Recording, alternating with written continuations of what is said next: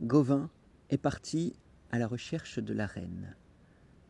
Il a croisé un chevalier mystérieux.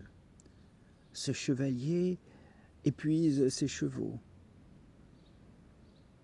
Il emprunte à Gauvin un cheval et l'épuise aussi, mais Gauvin le suit. Et il voit ce chevalier mystérieux s'arrêter auprès d'une charrette. Les charrettes servaient alors de pilori, pis que la mort, le déshonneur. Dans chaque ville, on en voit de nos jours 10 000. Autrefois, il n'y en avait qu'une. C'était la charrette commune aux traîtres et aux meurtriers. Leur pilori pour humilier qui est vaincu dans l'ordalie. Larrons, voleurs, toute la lie, escrocs, fripons et malandrins, tous les bandits de grands chemins. Le criminel, pour qu'il regrette, était placé sur la charrette. Tout son honneur était perdu, exclu des plaisirs et des fêtes, en ville, en cour, des joies honnêtes. Parce qu'en ce temps furent-elles les charrettes, et si cruelles, l'on répétait « Quand tu verras charrette et en rencontreras, signe-toi vite, appelle Dieu, afin de fuir ce mal odieux. » Le chevalier s'enlance, après la charrette s'avance, et voit un nain sur les limons, qui tenait, comme un charreton, une longue verge en sa main.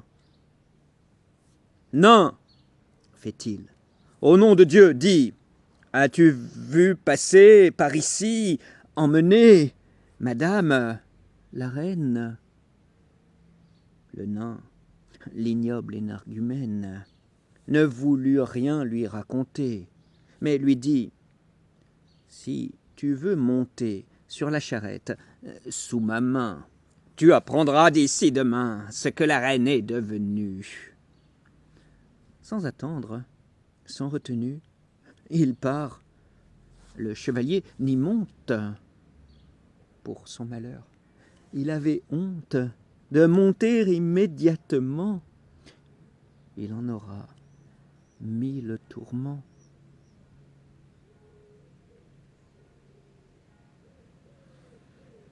Mais raison d'amour se méfie, de honte elle le mortifie, pour qu'il ne se fasse infâme, qu'il refuse de corps et d'âme le déshonneur, la flétrissure.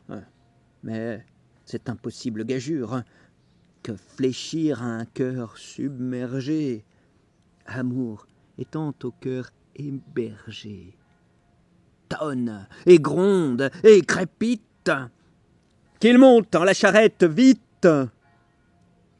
Aux ordres d'amour, il bondit, car amour brûle et incendie sa honte en cendre en vain silence.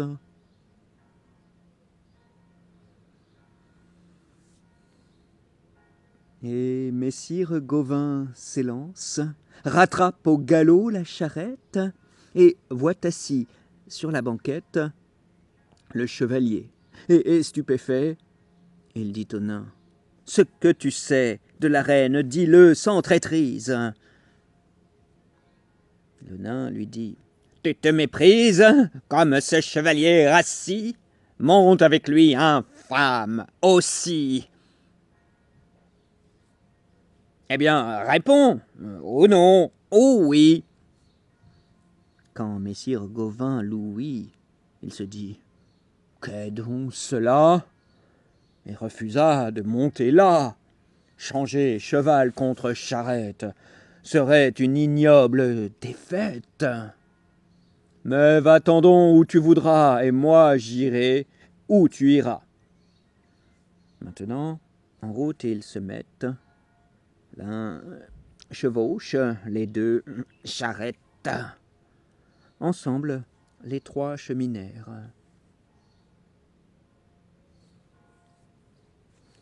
À un château, ils arrivèrent, très tard. Sachez que ce château était très puissant et très beau.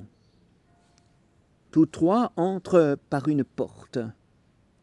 Par le chevalier qu'on apporte en charrette sont sidérés les gens. Mais nul ne vient l'aider. Et tous, les hus, petits et grands, et les vieillards et les enfants, partout on crie, on le poursuit. Le chevalier entend de lui les avanies, les quolibets. Tous demandent à quel gibet ce chevalier sera pendu, écartelé, bien étendu, noyé, pourri par la gangrène.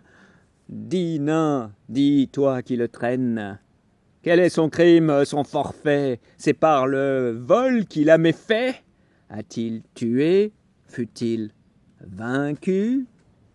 Mais le nain s'est à nouveau tu. Et sans rien répondre, il emmène le chevalier chez sa gardienne.